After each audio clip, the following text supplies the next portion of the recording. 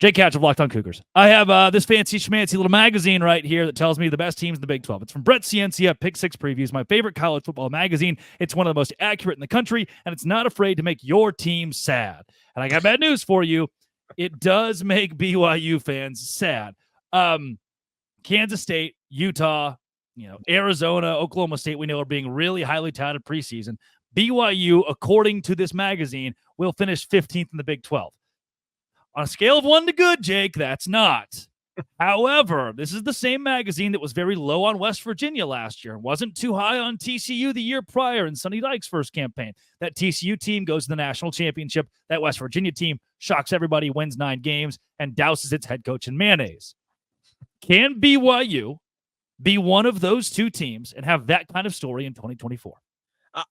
Can they? Yes, they can. But there's going to be obviously some things that need to happen for them to live that dream. Now, I'll give props to Brett. I've known him for quite some time, just like you, and he does a really, really good job prognosticating things. But that's what they are. They're prognostications. They're looking ahead, trying to take past information and forecast ahead.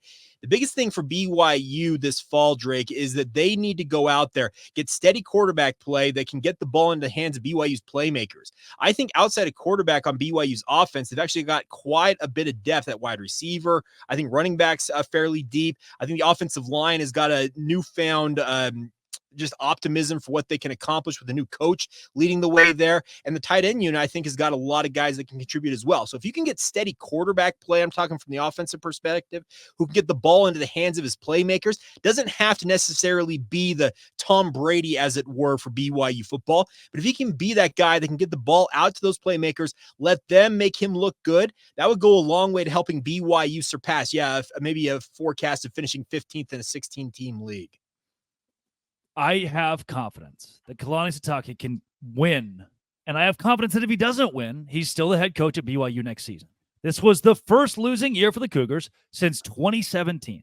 So it's not like the program is gloom and doom after going 5-7 when joining a brand new conference. There are plenty of other schools who struggle their first year, making a complete jump up.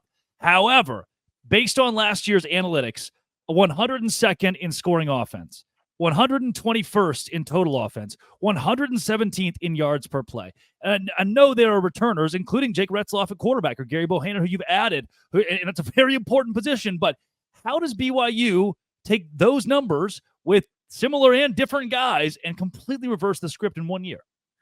First things first, better offensive line play. They fired their offensive line coach shortly after that season ended and replaced him with TJ Woods. And TJ Woods' track record suggests when he has talent on his offensive lines, everywhere he's been, he's gotten results from them. And I can tell you, having watched parts of 3 practices so far in training camp for BYU, that I'm seeing a much improved offensive line. Now, that's them going against their own guys. Obviously, that will have to translate when they get out there against real opposition coming up this fall. But the O-line last year just absolutely crippled everything BYU tried to do. There was a long stretch there, Drake. I think almost 8 games of the season last year, BYU was trending towards its lowest rushing output since before 1950. It was that paltry of an output especially from the rushing offense. So if you can get better offensive line play, allow BYU's running backs to have a little breathing room when it comes to running the ball, because it felt like time and time again, these guys are getting hit, whether it was in the hole or in the backfield, that just absolutely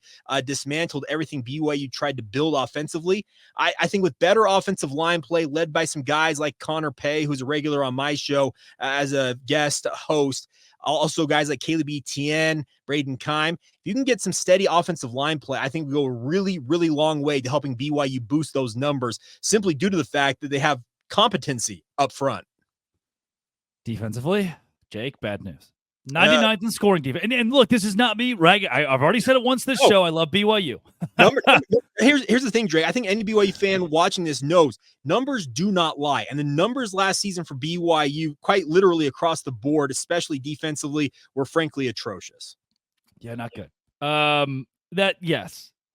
99th scoring defense, 109th in yards per game, allowed 119th in third down conversion percentage, which is that's a real telltale stat.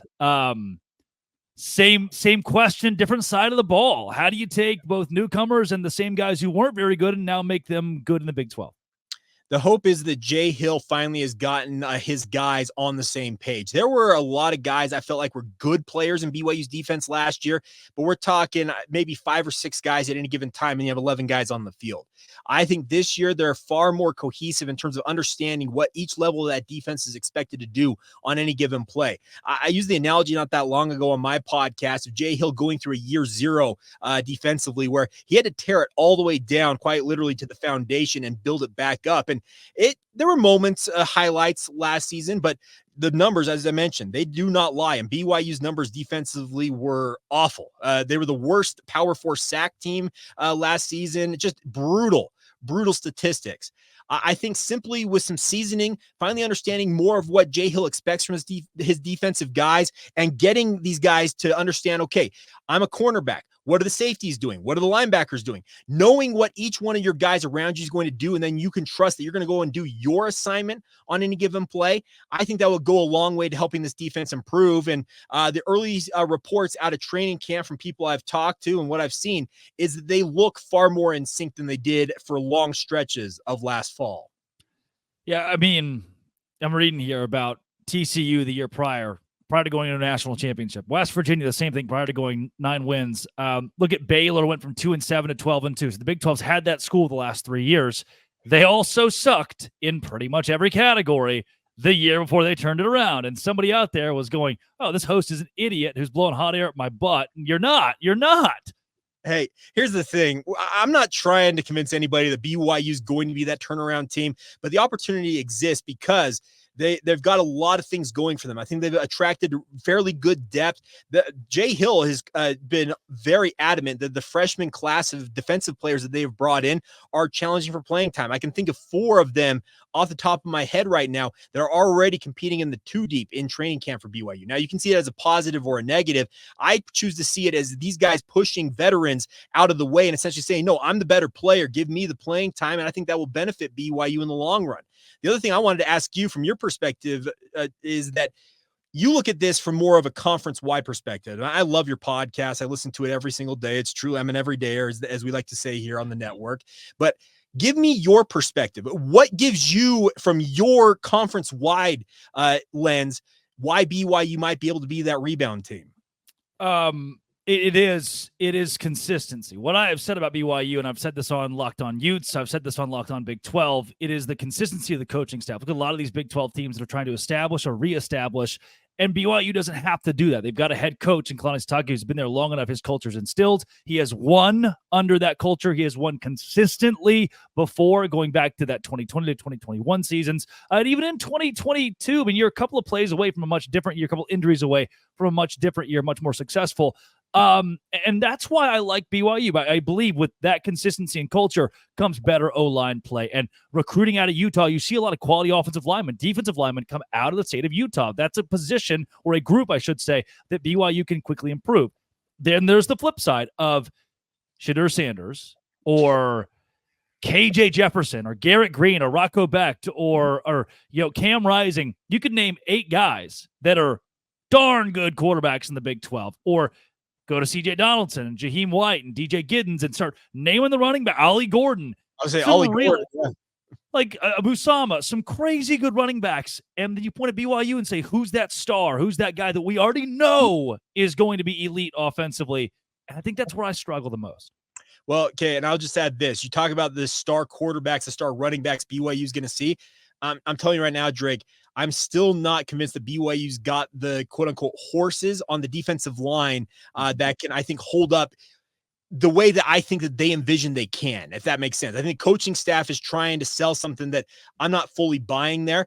I hope I'm wrong, because if they don't have the horses on that defensive line, Ollie Gordon and the rest of those running backs in the Big 12 are going to run wild on them. And then, no pressure on any of the quarterbacks. Guess what? Shadur Sanders will just sit back there and pick you apart, just to use him as an example. So they've got questions to answer, speaking of BYU offensively and defensively. But if the pieces come together, there is an opportunity for them, yes, to be that surprise team. And guess what? There's somebody out there who hears that, like, well, if the pieces came together for every team, there will be teams where the pieces, Brock Purdy's Iowa State team, there will be teams where the pieces do not come together and better squads lose to schools and cultures that have it put together.